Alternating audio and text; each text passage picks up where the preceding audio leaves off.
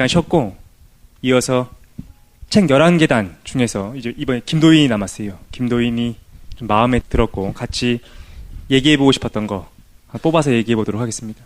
김도인은 어떤 게 제일 마음에 들었나요? 책도 안 가져왔어요? 네네. 책에 도장을 찍었어요. 위에 책 도장을 제 본명이 찍혀져 있어가지고 아무도 신경 쓰지 않습니다. 네. 네. 도장이 뭐예요? 제가 책 사면 이름을 찍어놔요. 책에다가. 도장을 팠어요? 네네. 인감 도장 같은 거 찍은 거 아니에요? 네네, 그런 거 찍어야 되는 거 아니에요? 네. 그런 분들이 계시더라고요. 네. 김도인이 좀 마음에 들었던 그 부분은 어떤 겁니까? 네, 저는 8번째 계단에 대해서 얘기해 보려고 해요. 8번째면 산 맞나요? 소사? 네네. 메르세데스 소사 부분을 이제 이야기로 엮으셨는데, 최 사장님 인생에서는 교통사고가 일어났었던 부분에 대해서 이야기해 보려고 해요.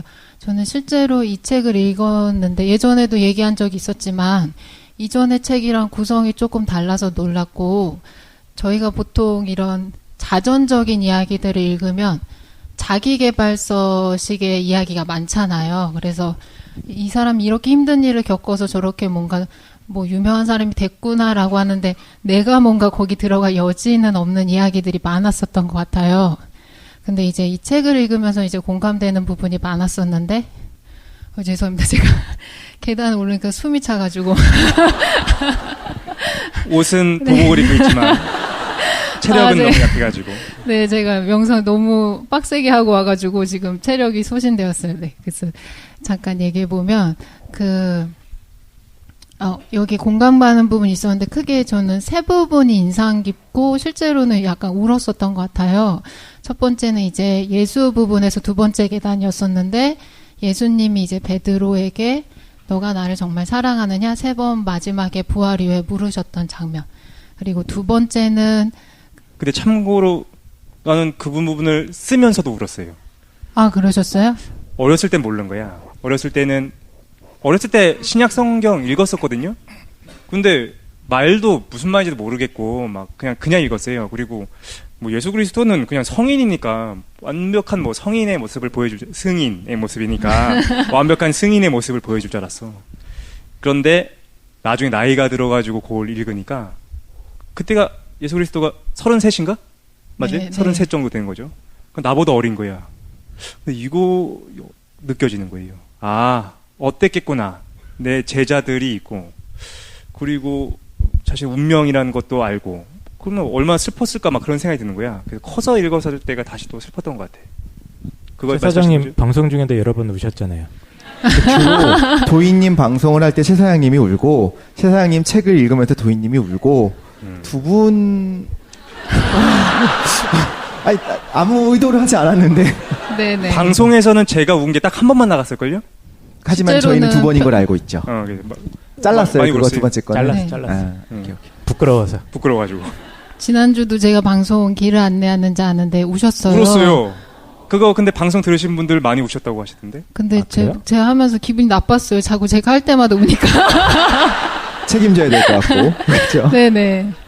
그리고 제 두 번째로 인상 깊었던 장면은 이제 6번째 계단, 체게바라가 이제 혁명을 거의 승리했다라고 이제 인정받고 나서 혁명 이후의 삶에 대해서 볼리비아로 떠나는데 잡히는 장면이 있잖아요. 그때 너무 약간 와닿는 장면이 있었고, 어떤 구절이 인상이 남냐면, 체게바라가 1년도 채 안 되는 시점에서 자기 부하들을 잃고 마지막에 비참하게 잡히는데, 계란 삶은 것이 들어있었던 도시락을 들어있던 거를 꽉 쥐고 잡혔다라는 장면. 그리고 누구나 저희가 이제 아는 것처럼 혁명의 아이콘이 된 사람이잖아요. 죽을 때는 그냥 어느 낡은 학교에서 의자에 묶인 채로 그냥 사살되는, 자기가 죽는 것도 모르면서 이렇게 죽게 되는 장면, 이때가 되게 와닿았었던 것 같아요. 그리고 세 번째가 이제 제가 지금 하려는 8번째 계단, 메르세데스 소사? 맞나요? 발음, 네. 그래서 여기 이제 교통사고 나셨던 부분이랑 해보려고 합니다. 제가 여기서 말하고 싶었던 거는, 최 사장님의 교통사고라는 구체적인 인생 경험은 똑같이 저희가 경험할 수는 없는 것 같아요. 사람들마다 자기가 사는 인생의 경험이 되게 다채롭기 때문에. 근데 저희는 공통적으로 뭘 생각해 볼 수 있냐면, 인생에서 자기가 믿던 세계가 무너졌을 때 그러면 그때 우리는 어떻게 살아야 되는가에 대해서 조금 이야기해 보면 좋을 것 같습니다. 네. 제가 왜 8번째 계단을 꼽았냐면 방송에서 제가 재밌었던 거 하고 싶었던 얘기들을 많이 했지만 안 하고 있었던 얘기가 몇 개 있어요. 그게 이제 지난번에 했었던 길을 안내하는 자고, 두 번째 얘기가 오늘 하고 싶은 얘기인데, 여러 가지 인생의 역경을 겪게 됐잖아요, 사람들이. 근데 이런 경험이 있는 것 같아요. 극단적으로 밀고 나가면 자기가 뭔가 하던 일이 실패하거나 소중한 것들을 잃어버리거나 이런 경험에서 벗어나서 자기가 믿고 살아왔었던 안정된 세계가 무너지는 경험을 하는 시점이 오는 것 같아요. 그걸 자각하는 사람도 있고 자각하지 못하는 경우도 있는데, 최 사장님이 교통사고라는 사건을 겪고 나서 그 뒤에 삶이 어떠냐면, 저는 이제 책을 통해서밖에 모르잖아요. 근데 자기가 살았는지 죽었는지를 의심하잖아요. 그리고 자기 일상생활을 못하니까 직장을 그만두신 걸로 나오죠. 네. 직장을 그만두신 걸로 나오는데, 사람들이 살면서 자기가 그런 경험을 하게 될 때가 있는 것 같아요. 저 같은 경우도 한 2010년도에 그런 경험이 있었는데, 이전까지도 나름대로 내가 이런 어려운 일을 겪었다라고 생각했지만, 그때는 어떤 거 있었냐면 일상적인 생활이 불가능해지는 시점이 왔던 것 같아요. 그래서 어느 정도냐면 길을 걸어가는 것조차 잘 못했어요. 세계관이 이렇게 무너지는 것 같다라는 경험 뭐냐면, 마치 영화에서 매트릭스에서 내가 현실이라고 믿고 있었는데 어떤 사람이 갑자기 와서 흔들어 깨우더니 너는 지금 꿈을 꾸고 있었던 거니까 눈을 뜨고 일어나서 현실을 봐라 라고 하면, 내가 현실이라고 믿고 있었던 거에서 통용되던 내가 믿어왔었던 뭔가 질서나 규칙이 다 무너지는 순간들이 오거든요. 그러면 사람들이랑 말하는 것조차 잘 안 돼요. 내가 이 사람이랑 말을 하면 당연히 내 말 알아듣고 저 사람도 나한테 말해줄 거야 라고 믿었던 것들, 내가 길을 건너면 안전하게 길을 건널 수 있고 자동차들이 멈춰줄 거야 라고 생각했던 당연한 규칙들이 하나씩 흔들리기 시작해요. 그래서 이게 사람이 극단적으로 살아나가면서 가장 큰 변화를 겪게 되는 시점이고, 이거를 체험할 때는 자기가 공포스러운 경험으로 느끼게 되는 것 같아요. 그게 2010년 정도. 네, 2010년 정도 됐었고. 무슨 일이 있었길래? 구체적으로 지금도 길은 잘 못 찾으시고. 네. 네, 말 잘 못하시긴 네. 안 하시긴 하는데 말을. 네. 그때는 더 심했다. 네네. 네. 근데 제 구체적인 일보다는 저희가 방송에서 예전에 케르케고르 편에서 제가 공포와 전율에서 한 적이 있었는데, 아브라함이 신을 엄청 따르잖아요. 그래서 신에 대한 믿음의 증거로 자기 아들을 노년에 이제 힘들게 얻게 되는데 외아들이었고, 근데 신이 뭐를 자기한테 내놓으라고 하냐면, 내가 너무 당연하게 믿고 있었던 신을 믿고 있는 세계 속에서 너가 소중하게 여기는 단 한 명의 아들을 내놔봐 라고 할 때는, 그때는 당연히 나한테 어려움, 시련이 닥친 게 아니고 내가 믿고 있었던 세계가 무너지는 거와 같은 거랑 똑같거든요. 신은 언제나 나를 바라봐 주시고 나를 지켜주는 사람이야 라고 생각하고, 내가 인생에서 맞바꿀 수 없는 가장 소중한 걸 주신 사람이야 라고 생각하고 있는데, 네가 생각했던 세계관이 달라 라고 해서 완전 뒤집어 버리는데, 그래서 키에르케고르가 제목을 공포와 전열이라고 붙였었던 것 같아요. 그래서 지금 이런 경험을 하신 적이 있으실 수도 있고 앞으로 하게 되실 수도 있는데, 여기에 대해서 한번 이야기해 보려고 합니다. 제가 짤막한 얘기 비슷한 걸 한번 준비해 와봤어요. 최 사장님의 구체적인 경험은 교통사고로 드러나고 그것과 연관이 있어서 치유받았었던 거를 노래를 통해서 연결하게 되는데, 부처의 이야기 중에서 맞지마니까야라는 경전에 어떤 이야기가 나오냐면, 외아들을 잃어버린 남자가 나와요. 외아들이 죽어버렸어요. 그러니까 이 남자가 어떻게 하냐면, 자기가 세상에서 무엇과도 바꿀 수 없는 외아들이 죽자 일할 생각을 잃어버린 거예요. 그 다음에 밥을 먹을 생각도 하지 않고 아침에 눈만 뜨면 그 외아들의 묘소에 가서 비통하게 울기 시작하는 거예요. 정상적인 생활도 불가능하고 미친 사람처럼 계속 이렇게 떠돌아다니는 생활을 계속하는데, 그 남자가 그 와중에서 부처를 만나게 돼요. 그 부처가 그 남자한테 뭐라고 하냐면, 당신의 지금 정신적인 능력은 너의 마음의 통제를 벗어났다. 너의 마음은 굉장히 혼란스러운 상태다. 이렇게 말을 해요.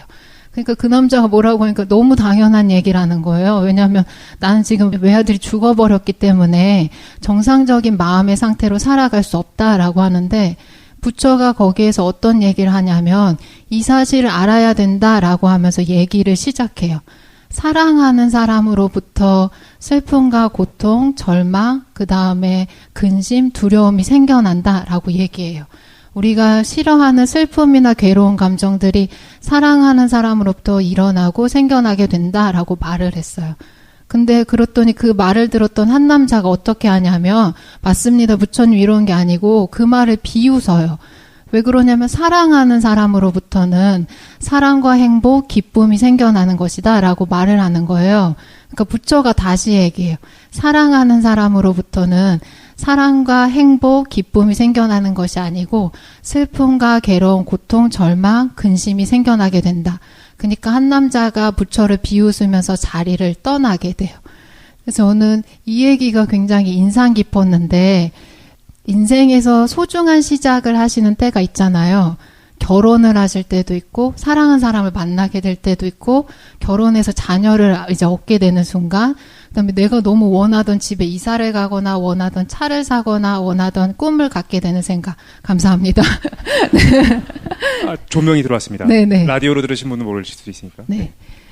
조명이 사그라들고 있어요. 지금. 네. 근데 이제 저는 결혼한 경우는 없지만 덕실님이랑 이제 깡쌤 결혼하셨는데 결혼하실 때 어떤 기분이 드셨나요? 처음에. 근데 보통은 결혼한 경험이라고 하면 고통과 좌절. 결혼이라는 아니, 사건에 대한 경험. 근심과 네. 걱정 이런 게 생긴다. 결혼해본 경험을 그래요. 보통 갔다 온 사람한테 그렇게 이야기를 하던데. 네네. 근데 저희가 결혼을 하실 때 보통 내가 이 사람과 결혼해서 이 인생이 앞으로 고통과 괴로움, 슬픔, 절망에 빠질 거다 이렇게 하시면서 하시지 않잖아요. 그런 힘든 일이 있을지라도 이 사람을 만나서 내가 새로운 시작을 한다면 행복하고 내가 꿈꿔왔던 인생을 살 수 있을 거야 라고 생각하실 거예요. 그다음에 원하던 자녀를 출산하실 때는 경제 문제나 여러 가지 고민 근심을 하실 수도 있지만 이 자녀를 내가 남으로써 내 인생이 비탄에 빠지거나 괴롭거나 상실의 괴로움을 겪게 될 것이다 라고 생각하지 않으실 거예요. 내가 어떤 소중한 생명을 얻었기 때문에 어떤 어려움이 있을지라도 내 소중한 자녀들을 잘 키워봐야겠다 이런 결심을 세우실 거예요. 또 뭐 직장을 내가 들어갔거나 네네. 원하는 직장을 얻었거나 뭐 대학 입시에서 성공을 얻었거나 그때도 똑같은 생각을 하겠죠. 네네. 근데 우리가 항상 살면서 네 소중한 것들, 이루고 싶은 것들, 가지고 싶은 것들을 생각하실 때는 저 사건이나 내가 원하는 것들이 나한테 행복하거나 기쁨, 즐거움을 가져다 줄 거다라고 생각하시는데 그 이면을 동시에 생각해 볼 수 있으면 좋겠어요. 사랑하는 사람을 만났을 때, 자녀를 얻었을 때, 내가 얻고자 하는 것을 얻었을 때 저것이 나에게서 언젠가는 잃어버릴 거고 저것이 나한테 괴로움이나 슬픔을 가져다 줄 수 있는 거다라고 바라볼 수 있는 시각이 조금 필요한 것 같아요. 그 인생에 꼭 저는 최 사장님처럼 극단적인 경험만으로 뭔가 이렇게 공포스러운 경험을 한다고는 생각 안 하거든요. 왜냐하면 누구나 인생에서 상실을 계속 경험해 나가요. 자기의 가족이 죽을 수도 있고 자기 재산을 잃어버릴 수도 있고 그리고 우리가 작년과 다르게 올해 뭐를 겪었냐면 여러분들 젊음을 잃어버리고 오지 않았습니까? 네. 거를 볼 때마다 시간이 지날 때마다 내 젊음이나 내 나이를 계속 잃어버리게 돼요. 근데 그때마다 항상 뭐를 꿈꾸냐면 그 아직 나이가 완전 노년으로 가지 않는 순간에는 그건 아직 나한테 먼 일이야. 죽음은 주변에서 계속 보지만 나한테는 뭔가 언젠가는 닥칠 거라고 예측은 하지만 나한테서는 일어나지 않을 거야 라는 밑바탕에 뭐가 깔려 있는 것 같아요. 근데 그런 것들에 별 큰 충격이 없이 살아온 사람도 마지막엔 결국 뭐를 놓고 잃어버려야 되냐면 누구보다 가장 소중한 내 목숨을 내줘야 되는 순간이 있거든요. 그랬을 때 그 사람은 미리 인생에서 오랜 시간 동안 여러 가지 사소한 상실을 경험하면서 내가 이걸로부터 이제 자유로워지고 이걸로부터 견뎌내는 법을 배우지 못했다면 죽을 때 공포스러워하면서 경악하면서 죽게 될 것 같아요. 그래서 저는 여러분 인생에서 아주 사소하거나 큰일일 수도 있지만 여러 가지 잃어버림이 계속 발생할 거예요. 그때 저희 사회는 넌 실패자다, 낙오자다, 뒤처졌다 이렇게 평가 내리기 쉽지만 내가 인생에서 앞으로 더 큰 것들, 중요하고 소중한 것들을 잃어버리게 될 텐데 이것들로부터 내 마음을 견뎌내고 지켜내기 위해서 내가 하나하나 배워나가는 시간이구나라는 생각을 조금 하시는 기회가 많아졌으면 좋을 것 같아요. 네. 이게 아멘. 부처님 경전에 나온 얘기 해주셨는데 네. 그러면 제자 중에 이런 질문 안 합니까? 세존이시여 하면서 세존이시여. 네네. 그렇다면 결혼이나 출산, 취직 이런 걸 하지 말라는 말씀이십니까? 네, 아니에요. 그 출산이나 결혼이나 취직을 하실 때 자기가 원하던 한 가지 인생의 모습만 보시려고 하잖아요. 근데 세계관이 붕괴한다는 거는 저 직장에 들어가면 내가 행복한 인생을 살 수 있어. 저 결혼을 하면 내가 원하는 행복한 삶이 펼쳐질 거야. 라는 규칙이 실제로는 양면성이 있다는 거를 모르고 있을 때 저희가 계속 괴로운 일에 겪고 내가 마음을 되게 쓰게 되는 것 같아요. 그래서 내 세계관이 무너지는 극단적인 일을 겪으시기 이전에 내가 겪는 일들은 늘 양면성이 있어. 사랑한 사람을 만났으면 언젠간 저 사람 헤어지게 될 테고 그 순간이 나한테 곧 찾아올 수도 있고 먼 훗날의 일일 수도 있지만 그 사건을 두 가지를 내가 다 겪어내야 된다는 거를 조금 생각해 보는 것만으로도 인생의 괴로운 일들이 많이 줄어들 것 같아요. 근데 사실 난 이 얘기가 어릴 때 들으면은 잘 이해가 안 됐던 것 같아. 뭐 그냥 좋은 말씀 하시나 보다 생각이 들었었는데. 벌써 눈물이 좀 이렇게 그런데 울지 마, 이 자식아. 이런 거로는 안 웁니다. 근데 그게 필요한 것 같다라는 실제로 생각을 하게 되는 것 같아요. 영화 스포 얘기해도 되나? 지난번에 얘기했던 영화와 좀 연결시켜 보면 얘기해도 되겠지 이 정도 되면? 그 시간 많이 지났고 내릴 때도 되지 않았나? 벌써요? 그 어떤 영화 있어요. 어떤 영화 있는데 거기서도 뭐가 나오냐면 이제 얘기해도 되나? 하면 안 되는구나? 안 들으신 분 있으니까 안 하겠습니다. 안 할게요. 안 할게요. 다른 네네. 사례를 드세요. 다른 사례를 들게요. 어떤 내용이냐면은 다른 거야. 알죠? 이런 내용이에요. 결국 자신의 운명을 알게 되거든. 다른 거예요. 알았죠? 독실이 걱정 안 해도 돼. 보신 분들이 많은 것 같네. 결국 자신의 운명을 알게 돼. 그런데 그걸 이제 받아들여요. 내가 이 선택을 해 나감에도 불구하고 이게 어떤 결과가 올지를 다 알아. 하지만 그걸 이제 받아들여가는 내용이 나오거든. 근데 김도희는 지금 이 얘기를 하는 거잖아요. 우리가 어떤 하나의 선택을 할 때 그것의 긍정적인 면만 생각하는 거야. 결혼하면 행복할 거고 취직하면 좋을 거고. 근데 그렇게 하면 나중에 무엇인가가 삶이 내가 가진 것을 뺏어갈 때 그때 정말 좌절하고 고통스럽게 된다라는 거지. 근데 모든 사건을 대하는 태도에 있어서 가능성을 열어둔다는 거야. 이게 고정되지 않고 무상할 거다라는 거지. 내가 기대하는 것들, 뭐 행복이나 이런 것들이 없어질 거다. 양면성이 있는 거다. 내가 무엇인가 하는 행위 자체가 두 가지를 다 담지한다는 것을 습관화시키고 이미 알고 있으면 그게 실제로 사실이기도 하고 그것이 우리한테 극단적인 공포나 좌절을 주지 않을 거다라는 얘기죠. 네네. 사실 이 부다 말씀하신 막상 그런 일이 다가오면 그래도 충격을 많이 받을 것 같은데. 네, 근데 부처님이 아닌 이상. 네, 그 충격이 왜 심하냐면 내가 전혀 상상하지 못했던 일이 나한테 벌어진다고 생각하기 때문에 심한 것 같아요. 네, 그러니까 여러분들 제가 늘 강조하지 않습니까? 결혼하시거나 사랑하는 사람 만나시거나 자녀를 출산하시거나 행복한 일이 벌어지셨을 때 행복한 일을 마음껏 누리시거나 마음껏 이제 그 느끼시는 것도 좋지만 이게 언젠가는 나한테 상실이나 언젠가는 나한테 괴로움이 될 수도 있다라는 그 생각을 한번 해보는 것만으로도 나한테 일어나는 일들을 조금 더 다채롭게 좀 더 범위가 넓게 볼 수 있는 것 같아요. 네. 근데 이제 연인들이 사랑을 하다가 헤어지게 된 다음에 한 번씩 이 생각을 하잖아요. 이 상실이 너무 가슴 아프니까 나 다시는 사랑 안 해. 이렇게 했다가 또다시 이제 사랑에 빠지고 이런 것들이 뭐 드라마에도 나오고 계속 소설에도 나오고 하는 것 같은데 그게 싫어서 상실이 싫어서 애초에 정말로 이런 얘기를 하는 사람을 들은 적이 있어요. 죽음이 너무 두렵기 때문에 차라리 태어나지 않았으면 좋을 뻔했다. 왜냐면 태어났으면 누구나 죽을 수밖에 없으니까. 그럼 사랑하는 사람과 헤어지는 아픔, 이별의 아픔이 너무 커서 뭐 이 생각은 많이 하시는 것 같아요. 애완동물을 키우다가 그 뭐 반려동물이 죽는 거를 그 아픔을 겪고 난 다음에 다시 못 드리는 거예요. 그 상실이 너무 두려워서. 혹시 그래서 결혼을 아니, 어떻게 말씀하시겠어요? 그런 생각을 하는 친구가 있다면. 난 내가 얘기하고 싶은데 이렇지 않을까? 내가 무상하지 않고 이 고정불변한 세계를 기대하는 거야. 내가 저 사람 첫 번째 연애를 하는 거야. 우리 그래. 첫 번째 그치. 연애할 때 영원할 것만 같아. 이 사람이랑 영원한 사랑을 할 것 같지 않습니까? 그러다가 당연히 헤어지게 돼요. 헤어졌다.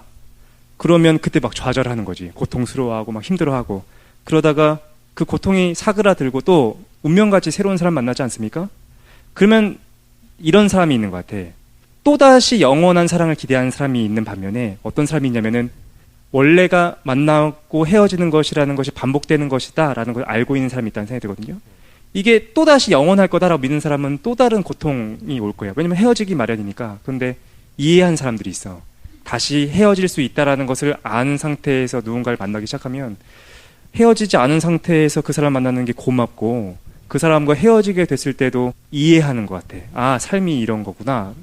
근데 그 이제 차이가 있지 않나? 독실님은 비판은 아마 이긴 것 같은데, 그러니까 불교 비판할 때 이거 불교 허무주의 아니냐 이 비판하는 지점 처음부터 시도도 안 하게 될 거다. 이런 걸 내가 깨달았어. 사랑을 하든 뭘 새로운 시도를 하든 결국에는 상실이 발생할 수 있고 그 본질은 어떤 무상한 것이고 이거를 깨닫게 되는 순간 독실이님 말처럼 아무것도 어떤 새로운 도전이나 시도를 못 하게 되는 거 아니냐. 이런 거 아닙니까 지금? 이게 항상 어려운데 제 논조가 어떻게 들었는지 모르겠죠. 비판이 아니었거든요. 질문이었어요, 그냥 사실은. 그러면 이제 젊은이들이 사랑을 시작하려는 사람들이 와서 저는 헤어질 것이 너무 두려워요라고 얘기하는 사람이 있다면 어떻게 조언을 해주시겠어요라는 질문이었는데, 근데 이제 최 사장님 말을 저는 가만히 들으면서 생각을 해보니까 다시 영원할 거라고 생각하고 사랑을 하는 사람들은 만약에 헤어진다면 헤어지지 않을 수도 있겠죠. 근데 헤어지게 된다면 그러니까 헤어지지. 죽음을 얘기하는 그렇죠. 거예요. 죽음이라는 게 항상 있어요. 그래서 이제 결혼할 때 보통은 한날 한시에 죽고 싶다는 이야기들을 서로 하죠. 같이 죽고 싶다, 손잡고 뭐 이런 얘기도 하잖아요. 그렇게 되나 봅시다. 아무튼 간에 결국엔 계단을 올라서 성장한 사람은 언젠가 헤어질 수 있다는 걸 염두에 두고 사랑을 한다고 했잖아요. 전 그 얘기가 좀 슬프게 느껴져요. 근데 그게 성장한 거겠지만 안 그런가요? 나만 슬픈가? 안 슬펐어요. 문자로 뭐가 오냐면 울지 말고라고 하고 오고 있어요. 스태프분들이 울지 말고 이렇게 독실이가 울 것 같습니다. 네.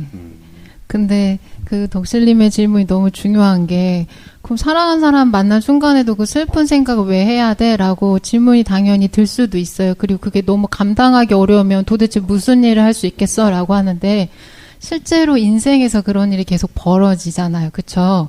저희가 갖고 싶다는 거를 지금부터 죽을 때까지 유지할 수 있는 건 아무것도 없어요. 그거는 내가 저 사람이랑 헤어지기 싫어, 나는 죽기 싫어, 내 재산은 끝까지 갖고 가고 싶어라고 내가 원한다고 해서 할 수 있는 일이 절대 아니에요. 나는 절대 어떤 아픔이나 상실을 겪고 싶지 않아라고 해서 내 희망사항으로 이루어질 수 있는 일들이 아닌 거예요. 그래서 그건 누구나한테 발생할 수밖에 없는 일이기 때문에 그거를 미리미리 이렇게 바라보는 그런 그 기회들이 있으면 참 좋을 것 같아요. 네네. 그렇군요. 얘기를 좀 더 들어보고 싶은데 시간이 많이 가서. 어쨌든 이 책 속에서 최 사장님은 노래랑 이걸 엮었잖아요. 네, 그렇죠. 정말 그렇게 도움이 많이 됐습니까? 도움을 많이 받았어요. 정신과 치료를 1년 동안 받는 동안에 그때 여러 가지 음악을 알게 된 것 같아. 예전에는 가요를 중심으로 들었거든요. 그런데 이제 정신과 치료를 받는 동안 잠을 못 잤어요. 계속 너무 막 고조돼 있는 상태인 거야. 정신적으로 문제가 돼 있고. 그러다 보니까 부드러운 노래를 계속 헤매 다니다 보니까 많은 노래들을 알게 됐고, 그저 사고가 아니었으면 몰랐을 다른 어떤 컨텐츠나 문화나 그런 거를 좀 배울 수 있는 계기가 되기도 했죠. 부수적이겠지만. 최 사장님이 음악에는 진짜 한 번씩 저희 감탄할 정도로 조예가 깊다는 생각을 하잖아요. 아니야. 뭐 붐차 같은 것도 그때 알게 된 건가요? 붐차는 잘 만들어진 노래죠. 붐차가 뭔지 모르시는군요.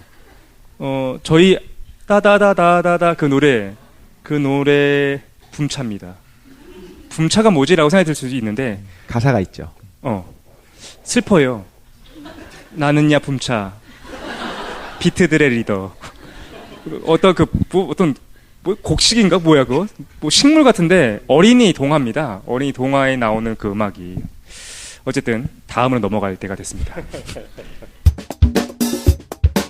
작가의 말.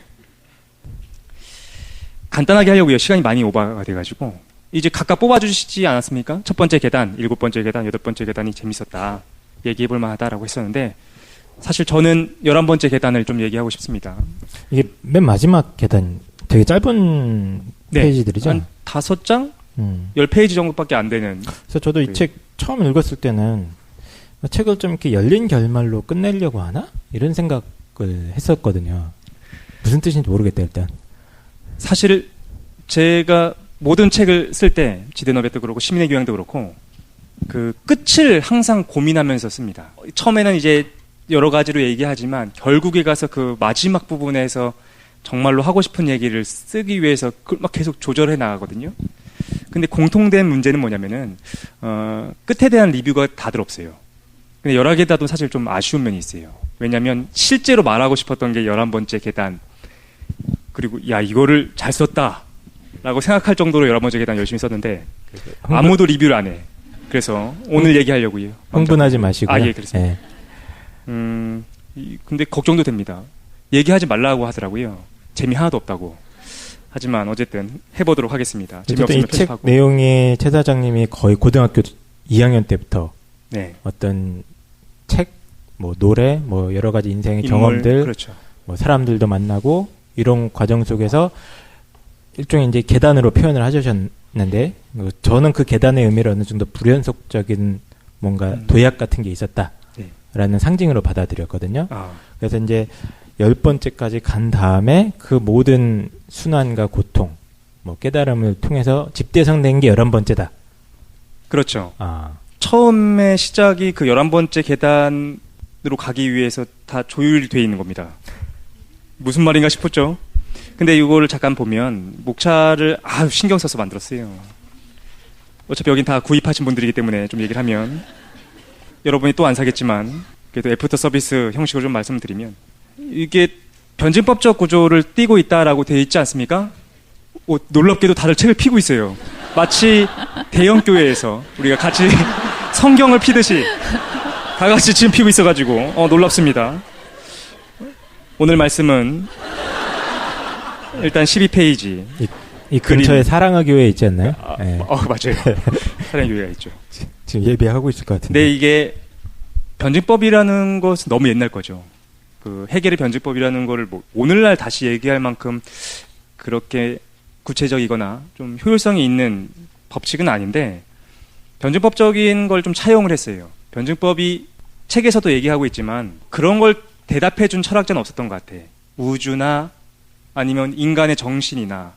해겔은 인간의 정신을 넘어서는 절대 정신이라는 어떤 아주 형이상학적이고 추상적인 무언가가 있다고 생각하지 않았습니까? 근데 정신이라는 것이 어떻게 성장해 나가는가에 대한 설명이 변증법이죠. 우리가 변증법을 학교에서는 그냥 정반합 배웠기 때문에 그게 뭘 의미하는지 정확히 모르는데 실제로는 놀라운 얘기예요. 근데 그렇죠. 우리의 정신이 어떻게 성장했는가? 그래도 해겔이 얘기해 주는 거야. 야, 우리의 정신이라는 거는 우선 어린 정신이 있을 텐데 그 정신은 어떻게 성장합니까? 어떻게 내가 아닌 것들을 만나게 되죠? 먼저 나의 반대, 나의 여집합에 대해서 상상하는 거야. 내가 아닌 것들, 모순되는 것들. 그래서 거울 앞에 서게 됩니다. 나랑 정반대되는 거울 앞에 대면하는 거예요. 어린 정신이. 비로소 나와 정반대로 움직이는 무엇인가를 보고서 얘가 갈등하게 된다는 거죠. 모순을 느끼고 야, 저게 왜 저러지? 뭐가 문제가 있다. 근데 그거를 통합하는 과정, 결국은 어차피 나에서부터 나온 거니까 결국 그걸 통합하는 과정이 있고 걔가 한 단계 성장한다. 그것이 계속 반복된다는 게 변증법이고 그걸 좀 차용했습니다. 그러니까 이렇게 했던 거죠. 뭐 예를 들면 기독교랑 불교라는 전혀 반대되고 모순되는 것들이 하나의 철학이라는 걸로 정립될 수 있고 또 철학과 과학이라고 하는 정반대되는 것들이 하나의 이상주의 그리고 이상과 현실이 삶으로 삶과 죽음이 나 자신으로 넘어가고 있는 그런 내용으로 구성을 한 겁니다. 책 12페이지에 그림이 있네요. 그림이 있어요. 네. 근데 제가 오늘 얘기하고 싶은 내용은 사실 11번째 계단에서 결론 부분이 있거든요. 좀 어려울 것 같아가지고 걱정되는데 재미없을 수도 있습니다. 각오하고 들으셔야 돼요. 11번째 계단에서 제가 결론을 아예 쓰고 있어요. 뭐라고 썼냐면은 잠깐 읽어보겠습니다. 몇 장 몇 절입니까? 우리 책 398장 10번째 줄입니다. 하나 둘 셋 넷 다 6번째 줄이네. 페이지 수도 말해주세요. 398페이지 7번째 줄. 같이 읽어보겠습니다. 7번째 줄 중간 부분에 제가 이렇게 결론을 썼어요. 결론은 이것이다. 친절하지 않습니까? 읽어볼게요. 결론은 이것이다. 나란 무엇인가? 이 책 자체가 나란 무엇인가에 대한 탐구였던 거야. 그러면서 답하죠. 그것은 삶과 죽음을, 내면과 외부를, 자아와 세계를 통합하는 구심점이다. 이게 결론인 거예요. 이거를 쓰기 위해서 그걸 밟아왔던 거야. 8번째였나? 삶과 죽음을 통합하는 부분이 있고, 이건 항상 제가 이제 팟캐스트에서 했던 얘기입니다. 가정을 해보자라는 거죠. 우리가 과학적으로 그 증거가 있는지 없는지에 대한 얘기를 좀 떠나서 티베트 사자에서나 아니면은 우리가 심리적으로 느끼고 있는 거 있지 않습니까? 내가 죽은 다음에도 내 의식이 꺼지지 않겠거니, 뭐 학문적이지도 않죠. 비합리적일 수도 있는데, 그럼에도 불구하고 그것이 우리한테 영향을 미치고 있으니까 한번 가정해 보는 겁니다. 내가 죽은 다음에도 내가 죽지 않는 거예요. 몸은 죽지만 만약에 티베트 사자에서에서 얘기하는 것처럼, 혹은 그리스도교에서 얘기하는 것처럼, 아니면 베다 철학에서 얘기하는 것처럼 아트만, 혹은 영혼, 아니면 사자라는 것이 존재한다면 그럼 문제가 커지기 시작한다는 생각이 들었어요. 쉽게 얘기해 볼게요. 깡쌤이 죽었습니다.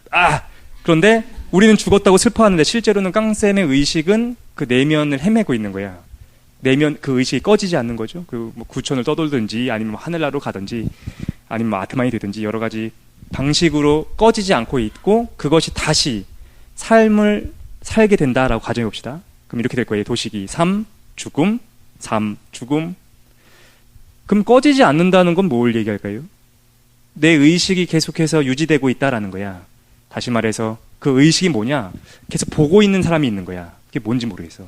그래서 이 삶을 보고 있는 깡쌤도 있을 거고, 죽은 다음에 그 죽음의 세계를 보고 있는 깡쌤, 더 이상 깡쌤이 아니겠지? 보고 있는 존재가 있을 거고, 다른 삶이 돼서 또 보고 있는 사람이 있을 거고.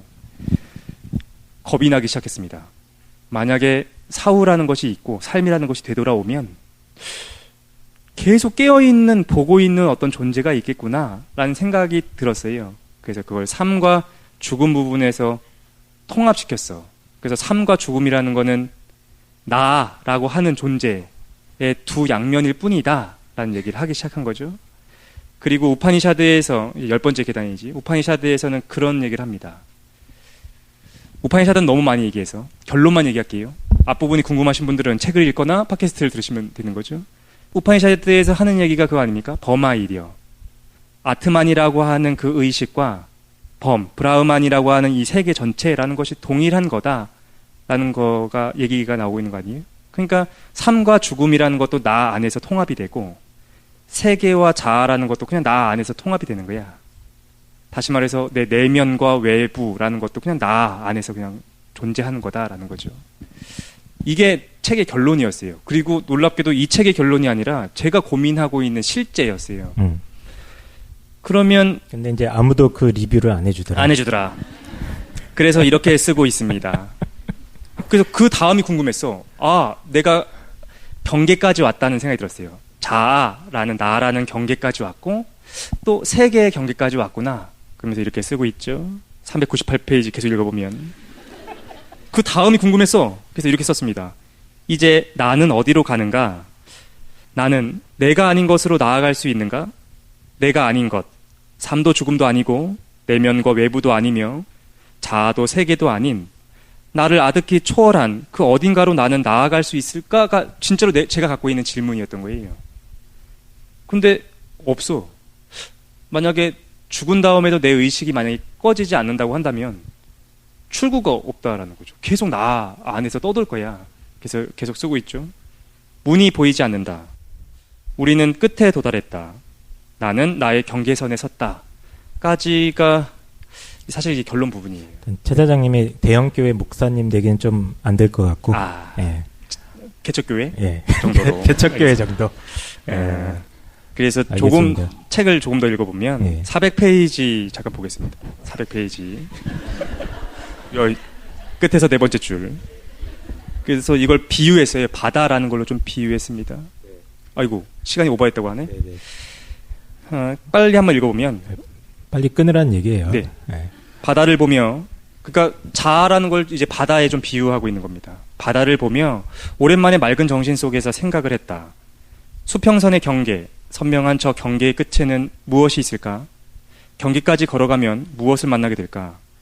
고대의 인류는 낭떠러지와 끝도 보이지 않는 절벽을 상상했다고 하지만 오늘날의 우리는 안다. 어떤 경계에도 닿을 수 없음을. 수면은 모든 곳에서 이어져 있고 경계라고 말할 수 있는 지점은 어디에도 존재하지 않는다. 경계는 없다. 여기까지가 그 얘기입니다. 뭐냐면은 내가 죽으면 죽음이라는 것이 경계일 거라고 당연히 생각하잖아요. 그리고 내가 소멸하면 어쨌든 나와 세계의 경계가 있을 거라고 생각하는데 옛날 사람들이 바다에 경계가 있다고 믿었던 것처럼 우리도 그렇게 믿고 있지만 실제로는 경계가 없는 것일 수도 있다라는 거죠. 그래서 이게 슬픔이 된다라는 생각이 들었습니다. 왜냐하면 경계가 없다는 것은 모든 가능성이 열려있음을 의미하지 않기 때문이다. 경계가 없으면 출구도 없는 거다라는 거죠. 우리는 이 바다를 떠나지 못할 것이다. 나의 경계도 이와 같지 않을까? 나에겐 경계가 없다. 그러니까 끝나는 지점이라는 게 없는 거야. 나는 모든 것에서 이어져 있다. 삶과 죽음, 내면과 외부, 자아 세계에서. 그래서 이것이 슬픔이 된다. 출구는 어디에 있는가? 나라는 구면, 내 밖으로는 어떻게 나가는 것인가? 우리는 의식의 지평을 떠나지 못할 것이다. 까지가 이제 사실 결론이고, 이게 정말로 궁금했어요. 우리가 자아라는 것, 그걸 넘어설 수 있을 것인가? 그리고 뭘 기대했냐면 이 책을 쓰고 난 다음에 누군가 리뷰를 달아주길 기대했습니다. 야, 그 다음에 뭐가 있더라. 정말이에요. 그래서 그걸 기대했어요. 제가 달아드리겠습니다. 일단 결혼을 한번 해보시고. 그 얘기 많이 들었습니다. 결혼을 부터 해봐라. 네, 자식도 낳아보고. 올라갈 계단이 많지 않나, 아직은. 그래서 요 얘기를 사실 한번 해보고 싶었고, 요 방송을 듣거나 하신 분들이 좀 자신의 견해를 리뷰를 남겨주시거나 꼭 저희 카페에 안 와도 됩니다. 여러분이 어떤 공간에 작성을 해도 제가 그걸 보게 됩니다. 아시겠죠? 걱정 안 하셔도 되고. 빅브라던가요? 네? 빅브라던가요? 그렇습니다. 네. 여러분이 노트에 적어도 제가 봐요. 그러면 결국엔 깡쌤 말씀하신 것처럼 원이네요. 그렇지. 결국에는 계단을 오른다고 뭐야, 하지만 내 거 쓰는 거예요? 바로 네 거야. 저는 시간이 없어서 잠깐 여기 얘기하고 싶었는데 책을 읽으면서 저는 이 마지막 부분이 되게 서글펐어요. 저희가 같이 방송하는 한 명의 패널이잖아요. 그래서 일주일에 싫었든 좋든 한 번씩 꼭 보게 됐는데 이제 최 사장님이란 인물을 저 같은 경우에는 최 사장님이 내린 결론이 자기 인생 통틀어서의 뭔가 가는 여정이지만 어떻게 봤냐면 원형인고 출구가 없다는 걸 알게 됐다라고 이제 아셨다는데, 그거에 대해서 자기가 뭐라고 쓰냐면 슬프다고 쓰거든요. 근데 뭔가 계속 무상하게 변화하는 것들이 마음 쓰는 게 너무 고통스럽다고 생각했어요. 이 저자는 그 변화하는 무수한 세계를 자기가 끝도 없이 이걸 계속 지속해가지고 영원한 시간을 살게 된다면 너무나 많은 마음을 쓰게 될 거고, 이 결론을 자기가 알게 돼서 슬퍼하는구나라고 생각했는데, 저는 이 다음에 12번째 계단이 최 사장님이 8번째 계단에서 쓰셨던 노래 제목처럼 삶에 감사해라고 하잖아요. 결국 최 사장님 자기 여정에 따라서 자기가 이제 살아가게 되는 인생을 계속 바라보면서 그 마음 쓰는 것을 결국엔 인정하면서도 이게 무상하거나 슬퍼서 내가 벗어나야 되는 회의적인 것이 아니고 감사하면서 순간순간 살아가게 되지 않을까라고 생각해봤어요. 그리고 저번에 저희 정모 공개방송할 때 자기 노년을 예측하지 않았습니까? 최 사장님이 뭔가 쓸쓸하게 어느 병원에서 혼자 죽어가고 있을 것 같다라고 하셨는데, 그게 자기가 쓴 인생의 뭔가 자전적인 이야기 11계단이랑 너무 일맥상통하게 이어져 있다고 생각되었어요. 그래서 그것에서 벗어나서 자기가 외롭거나 쓸쓸하게 마음 쓰지 않으려고 하면서 살지 않고 뭔가 나아가서 삶을 조금 더 받아버리고 더 넓은 그런 마음을 가질 수 있는 한 명의 또 사람의 여정자가 생기지 않을까 이런 생각을 혼자 해보게 되었어요. 네. 울지 마라. 알겠습니다. 네네. 그래요. 사실 이 얘기를 좀 더 길게 해도 재밌을 것 같은데 왜냐하면 예상외로 이걸 집중해서 보고 계시기 때문에. 근데 시간이 없습니다. 예. 아유, 딱 15분밖에 안 남아가지고 네. 질의응답을 받을 차례가 됐습니다. 다음 순서 질의응답. 쉬는 시간 동안 독실에 좀 갖다 줄래요? 질의응답 이게 통해 왔습니다. 뽑기 겁나는데요. 와, 놀랍게도 너무 이거 파드마 삼바바가 보냈어요. 파드마 삼바바. 이야. 굉장히 많이 쓰셔서 이걸 일기처럼 여는 순간 쓰셨는데. 저희가 다 깨달음의 바다로 나가나요? 그래서 시간이 길지 않은데 남은 시간 동안 좀 질의응답을 좀 받아보도록 하겠습니다. 깡쌤이 파드마 삼바바를 뽑아주셨기 때문에 손이 떨립니다. 오셨나요, 파드마 삼바바? 아유, 감사드립니다. 이 시간을 거슬러서 오셨네. 읽어보시면 최 사장님 안녕하세요. 가까이서 뵈니까 손가락이 아주 가늘고 예쁘시네요. 네. 최 사장님의 요즘의 삶에 대하여 궁금한 것이 있어서 글을 남깁니다. 자본주의 사회에서는 자신이 하고 싶은 일로 돈을 벌고 생존을 유지해 나가는 것이 쉽지 않은데요. 제가 보기에 최 사장님께서는 이 부분을 이루신 것 같습니다. 관심 있는 분야에 대해 팟캐스트와 책의 형태로 사람들과 소통하고 계시면서 돈도 버시니까요. 많이요. 그래서 궁금합니다. 덕업일치가 얼마나 행복에 기여하는지라고 파드마 삼바바께서 보내주셨습니다. 8세기에 사시던 분이 자본주의에 대한 걱정이 좀 있으신가요? 네. 자기가 하고 싶은 일과 생존 사이의 고민인 것 같아요. 팟캐스트 하기 싫습니다. 아니, 농담이고 좀 얘기를 해보면 저 대신 좀 누가 한번 얘기해 볼까요? 그러니까 덕업일치가 실제로 행복에 기여하느냐가 질문이신 것 같아요. 왜냐하면 자본주의 사회에서는 많은 사람들이 그렇게 하지 못하고 있는데 사실 어떻게 보면은 그렇게 보실 수도 있을 것 같아요. 우리는 팟캐스트를 하면서 많은 분들을 만나고 어떤 사회적 생활을 하고 있는 거 아닙니까? 어떻게 보면 즐거운 일을 하면서 돈을 번다는 게 행운일 수도 있다.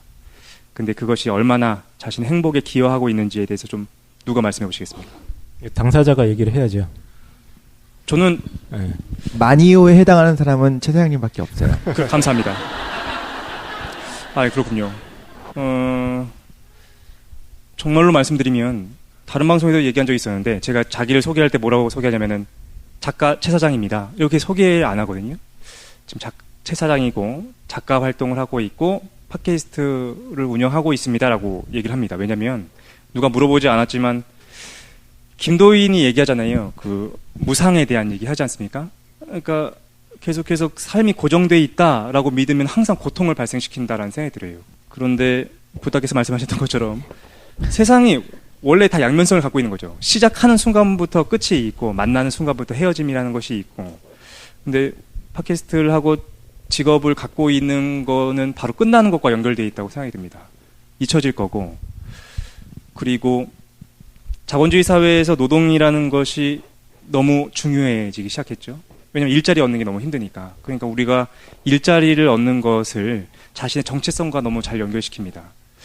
왜냐하면 너무 힘들게 얻은 일자리거든요. 내가 그걸 쥐고 있어야 되고 계속해서 그걸 유지해야 되는 거죠. 그러다 보니까 그 일자리를 나의 정체성으로 삼아요. 의사는 의사가 되고 택시 운전사는 택시 운전사가 되고 핸드폰 통신 판매업에 종사하는 사람은 그런 사람이 돼버립니다. 근데 그게 아니거든요. 직업이라는 거는 내가 여행하는 과정 중에 얻는 여러 가지 중에 하나의 여행지라는 생각이 들어요. 사르트르 말에 의하면 심오한 놀이인 거고, 그런 생각이 듭니다. 지금 아주 우연히 삶이라는 아주 긴 순간에 아주 잠깐 하고 싶은 것과 돈을 버는 게 일치된 행복한 시기를 보내고 있다는 걸 알 것 같아요. 근데 금방 사라질 거란 또 생각도 듭니다. 3년 지나고 4년 지나고. 어렵게 얘기하셨는데 생각보다 힘들다. 아, 그렇습니다. 그래서 짧게 주어진 네. 그 맑은 날이니까 맑은 날 좀 선탠도 하고 잘 지내다가 또 이제 비가 오고 흐려진 날 또 잘 견뎌보려고요. 그러니까 좋아하는 건 뭐 모르겠습니다. 좋아하는 건 취미로 하면 되지 뭐 굳이 그걸로 일까지 하시는 것도 고통스럽죠. 그러니까요. 네. 다음 질문 또 있네요. 다음 질문은 깡쌤 읽어주십시오. 아, 제가요? 네. 도인 언니, 인생을 살아가면서 접하게 된 음악, 영화, 책, 인물들 중에서 가장 큰 영향을 미친 작품들을 알고 싶어요.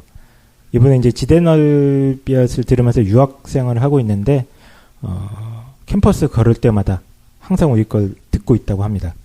여기까지 오신 거예요, 근데 유학 아니, 우편으로 온 거예요. 질문이. 아, 오신 건가요? 오셨어요? 저희 걸 들으러 오신 거예요. 아, 그래요? 어디에서 지금? 북경에서요? 아, 근데 좀 북한님 나 깜짝 놀랐어. 공산당 선거 때문에 오셨나 그래가지고 놀랐습니다. 아, 북경에서. 네네. 그래서 지대널볕이 제 인생 중에 새로운 한 계단이 됐다. 예. 두이님 좀 답변해 주시죠. 인생 살아가면서 도움이 됐던 하나 알려달라는데요. 제가 이런 질문을 많이 받아요. 뭐 이제 강연하거나 이렇게 할 때. 근데 막상 질문하셔 생각해보면 생각이 잘 안 나는데, 방송할 때도 제가 뭔가 인생에서 굉장히 인상 깊었던 책 한 권, 영화 한 권, 이렇게 꼽기가 어려운 것 같아요. 제가 뭔가 목표를 이렇게 지향하면서 나아가는 방향성을 잡지 않았기 때문에 오버로드를 띄우지 않았습니까? 그러니까 그때마다 뭔가, 미네랄이 캐지는구만, 이렇게 가는 거였었지. 그래서 그 순간순간에 저한테 의미가 있었던 그런 작품들이 있었던 것 같아요. 그래서 그 기억이 나거나 방송 주제랑 연관이 있을 때마다 하나씩 꺼내는 거여서 그렇고, 이제 굳이 꼽자면 마음이 항상 텅 비어 있는 것처럼 살았어요. 그리고 이게 죽을 때까지는 해결이 안 될 거야 라고 생각했는데, 이때 항상 제가 방송에서도 말했지만, 그냥 저는 철학이나 뭔가 명상하면서도 정말 도움 많이 받았지만, 하루키 책을 반복해서 읽었었던 것 같아요. 왜냐하면 주변에서는 뭔가 명상하러 들어가거나 이러면 주변 사람들이 너 이상하다, 뭔가 너 거기 왜 가냐 뭐 이렇게 말하거나, 도대체 쟤는 왜 이럴까 문제의식 가질 때 너가 이렇게 뭔가 텅 빈 마음을 가진 채 살아가는 사람이 있다는 얘기를 아무도 안 해줬어요.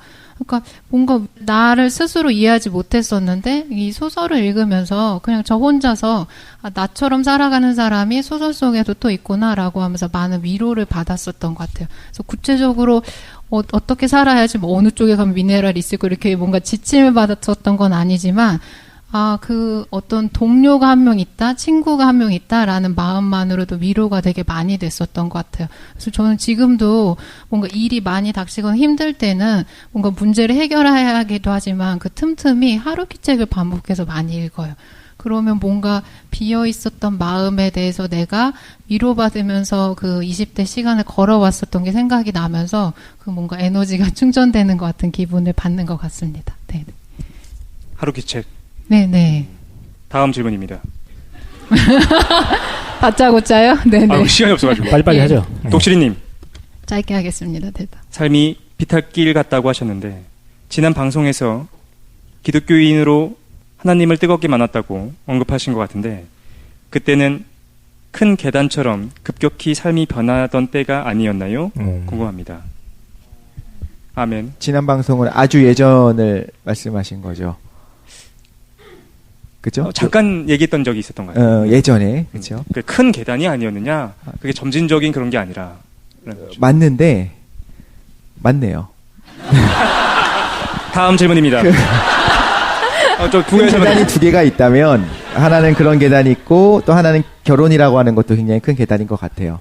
그런데, 그러니까 왜 굳이 계단이라고 얘기하지 않았냐면, 정반합의 과정을 거친 건 아니었기 때문에 그래요, 그게.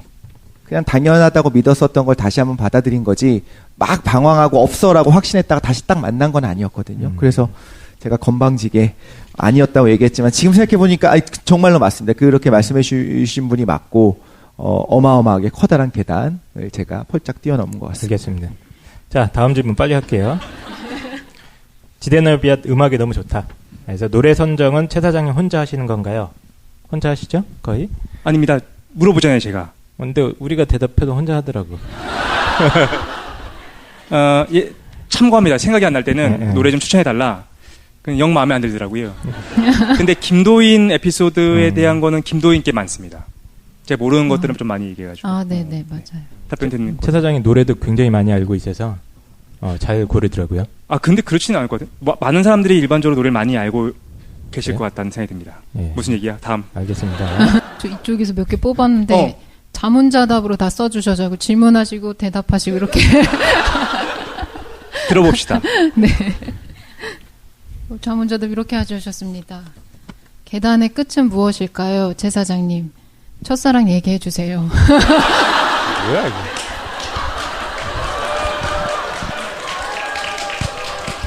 질문이 하나인가요? 두 개인가요? 무슨 말인지 모르겠는데.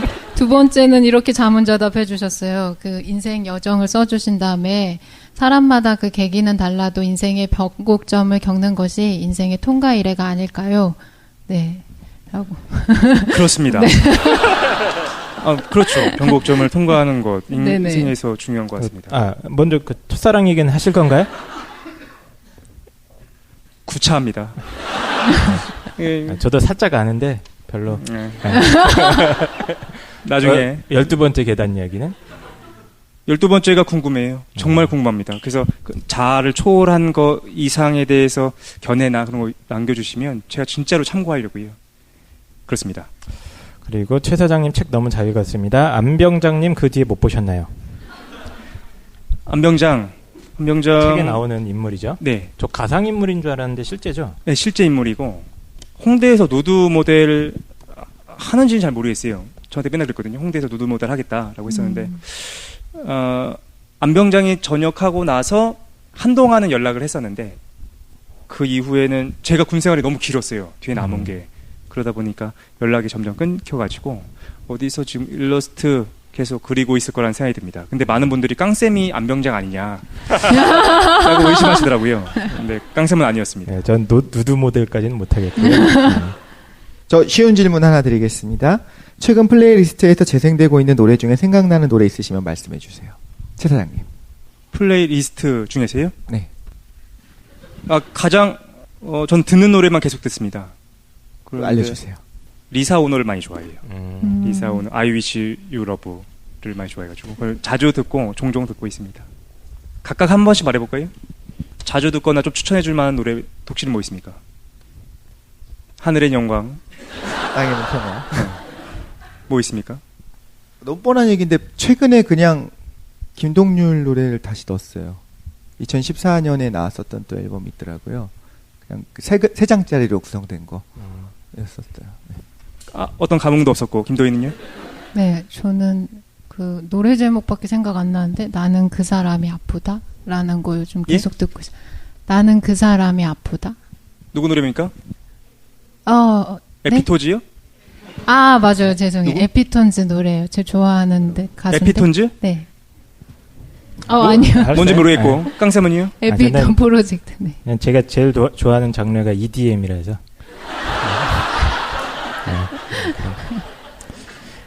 좀 심각한 질문이 하나 있는데 굉장히 긴 사연이 있으신데 핵심은 이겁니다. 허무주의를 극복하기 위한 방향성을 어떻게 선정해야 되는가. 좀 계속 힘든 일이 있으셨던 것 같아요. 방황도 많이 하시고 이런 질문 해주셨는데 이거 정도 한번 대답하고 방송 네, 이 마지막 질문이 될 것 같습니다. 허무주의를 극복하기 위한 방향성을 어떻게 선정해야 될까요? 어려운 질문인데요. 어떻게 생각하시나요? 허무주의를 극복하기 위한 방향성을 어떻게 설정했으면 좋겠느냐? 꼭 극복할 필요는 없는 것 같아요. 그 허무주의라는 게 그 느끼시는 사람들마다 다 다르게 이제 정의하시고 받아들일 수 있겠지만 인생에서 누구나 그 마음이 텅 빈 허무한 시기를 겪는 것 같아요. 근데 저는 돌이켜서 보면 허무주의라는 거는 어차피 모든 게 다 변하는 건데 여기서 어떤 의미를 내가 가져갈 수 있어라는 질문인 것 같아요. 내가 삶을 살면서 그 질문하는 시기인데 바꿔 말하면 내가 그만큼 마음을 너무 많이 다치고 있다라는 거거든요. 누구나 겪는 일인 것 같아요. 그래서 그 시기를 겪고 내가 이겨내서 뭔가 일상 사람들처럼 삶에서 기쁨을 얻고 일상에서 행복을 얻어야지라고 강박적으로 생각 안 하셔도 되는 것 같아요. 그러한 아픔은 계속 죽을 때까지 겪을 수밖에 없는 거고 그거를 남들보다 더 진지하게 되게 정성을 들여서 신경 쓰고 있는 것뿐이에요. 그게 너무 중요한 자양분이 될 것 같아요. 나중에 삶을 살아갈 때 그런 시기가 나한테 굉장히 필요한 시기다라고 하셔서 그 시기를 이렇게 나름대로 잘 지나가 보시면 좋을 것 같아요. 네. 허무주의라는 것도 내가 거쳐가야 되는 내 삶의 어떤 여행지 중에 하나다라고 생각하는 게 좋겠다는 거죠. 이 질문은 최 사장님이 한 건가요, 그러면? 사실 저한테 필요한 질문인 것 같기도 하고. 근데 타고나는 게 있는 것 같아요. 사실 살면서 느끼는 것 중에 가장 큰 건데 DNA 안에 각인됐다 이런 종류의 소리가 말고 그냥 타고나는 그릇이 있어요. 근데 그릇이 크고 작고가 아니라 색깔이 좀 다른 것 같아요. 어떤 사람은 아무리 색깔을 바꾸려고 해도 바꿀 수 없는 세상을 바라보는 세계관이 정해져 있는 게 있고 저 같은 경우에 좀 어떤 게 있냐면 어둠도 있었고 되게 여러 가지 다크한 독실이도 있었었는데 그럼에도 진짜? 그한 독실이. 근데 그럼에도 불구하고 감출 수 없는 것이 세상에 대한 호기심이 되게 많고 뭔가 새로운 거 되게 싫거든요. 불편해요. 저도 노래 들은 거 또 듣고 영화 봤던 영화 또 보고 하는 걸 좋아함에도 불구하고 뭔가 삶의 새로운 경험들이 되게 반짝반짝하고 저는 그게 되게 좋아요. 근데 이거는 모두에게 야 너도 이렇게 삶을 긍정해봐. 이런 상황들 이런 경험들 네가 한 번도 생각해보지 못했던 것들이 쌓여가는 것들을 즐거워해봐라고 한다고 어느 누군가에겐 그 말이 정말 아무런 의미가 없을 때도 있거든요. 그렇죠. 그래서 타고나는 게 있는 거는 받아들이고 그 다음에 이제 그 안에서 자신이 이제 쌓아가야 되는 것들이 있는 것 같아요. 그러니까 부엉이, 파란 시간, 이런 것들을 찾아서 이제 지금의 러블리 독실이가 된 거죠. 그러네요. 네. 알겠습니다. 또 이거 하나 하고 싶은데 해도 되나요? 네. 너무 좋아서 예, 이번 예. 질문이. 책에서는 계단을 올라가는 인생의 방식을 추천하지만 가장 강렬한 영향을 끼친 사람들은 체게바라처럼 한 방향의 인생을 보인 경우가 많습니다. 특정 방향의 설정 후에 깊이를 더하는 인생에 오히려 가장 큰 울림을 줄 수 있지 않을까요? 동의해요, 저도. 맞는 것 같아요. 그러니까 이게 정말 마지막이고 지금 끝내야 된다고 지금 하시고 있는데 이제 반쪽짜리 책인다라는 생각도 들어요. 왜냐면 예전에 스시 장인 얘기 한번 하지 않았습니까? 지로의 꿈 얘기 한 적이 팟캐스트에서 있었나? 팟캐스트가 아니었나? 어쨌든 지로의 꿈이라는 다큐멘터리를 본 적이 있어요. 일본 스시 장인인데 지하철에 있는 상가 중에 아주 작은 한 2-3평 되는 상가에서 정말 한 60평생 60년이 넘은 것 같은데 계속 스시 60년 정도 스시만 만드신 분이에요. 손님이 많이 받지도 않아. 손님이 앞에 한 5명 정도 받고 그걸 스시를 만드시는 분이거든요. 그래서 아주 유명한 분입니다. 근데 그 지로라는 사람의 인생을 보면서 어떤 생각이 들었냐면 우리가 이렇게 지로를 평가해 보는 거죠. 평생 그냥 스시만 만들었어. 왜 저런 인생을 살았나? 왜 어떤 진리에 대한 탐구, 인생의 여정에 대해서 막 여행하거나 항해해 보지 못하고 왜 같은 자리만 계속 뱅뱅 돌았나? 헛된 인생을 살았다라고 우리가 얘기할 수 있는가라는 생각이 들었어요. 아닐 거거든요. 여행한 사람들 있겠죠. 계속 떠돌면서 이것저것 많이 본 사람들이 있을 겁니다. 뭐 수학도 알고 심리학도 알고 막 재밌는 것들 많이 본 사람도 있을 거고 반면에 지로처럼 무엇인가 하나를 계속해서 반복해 가면서 그 어떤 사람도 닿을 수 없는 그 무엇인가를 이해한 사람이 있을 거예요. 우리는 도저히 상상할 수 없겠죠. 그 계속해서 반복하는 그걸 통해서 삶이 무엇인가에 대해서 지로가 이해한 걸 우리는 이해할 수 없습니다. 그래서 그 인생이 굉장히 괜찮은 인생이라는 생각이 들어요. 체게바라처럼 멋진 일, 그게 중요한 건 아닌 것 같고 어쨌든 자신이 갖고 있는 그 일을 반복하는 삶도 우리가 이해하지 못하는 그 깊은 심연이 있을 거라고 생각합니다. 그게 11계단에서 말하지 못한 절반의 모습인 것 같다라는 생각이 들어요. 정리해야 됩니다. 나가라고 지금 막 계속해서 오고 있어가지고 어쨌든 이렇게 추운 날 이렇게 멀리서 저희 지대너비앗 보러 와주셔서 진심으로 감사드리고 네. 맨날 하는 멘트죠. 온라인이 됐든 오프라인이 됐든 계속해서 이 만남이 유지될 수 있었으면 좋겠습니다. 여기서 마치겠습니다. 감사합니다.